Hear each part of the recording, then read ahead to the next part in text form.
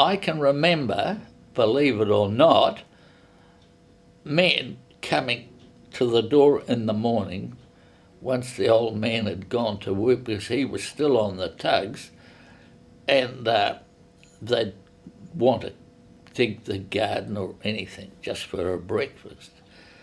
And I can remember my mother, and the bacon used to be hung from the ceilings because there were high ceilings in those days in bags.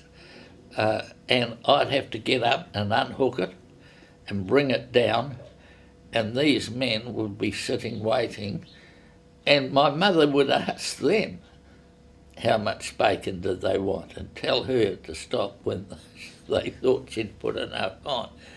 We had a third of an acre, so the biggest part of it was running with chooks, ducks, what else, and all that. So we had a ton of eggs. They could have had eggs till they were running out their bloody ears. They went away fed. Well, what about the garden? Forget about the garden. That is attended to by my husband. So they came, and we had, well, you could say practically every morning, it'd all be word of mouth, you know, where to go and get a feed. The National Tobacco Factory, what was his name, Huscher. Huscher was a German who owned all his money invested in it. Godfrey, I think, I'm not too sure. But in the Depression, he'd come out once a week with a shoebox full of 2-shilling pieces, florins, and half crowns, and he'd dish it out to the dispossessed, and mostly children.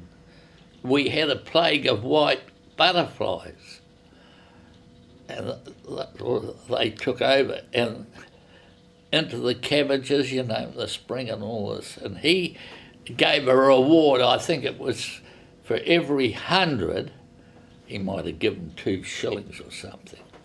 So he was there to help to eliminate or eradicate, whatever you like to call it, white butterflies. I remember people coming round. One woman, she had 2 suitcases of cottons and linen and things like. My mother would buy it just for the stuff, not having to buy it, and she educated her 2 children, I think, in university through those people coming around and selling a bucket of apples or a kerosene tin of apple for a shilling. People coming round and selling cottons, bloody a box of matches, kindling wood, and they were bloody hard times.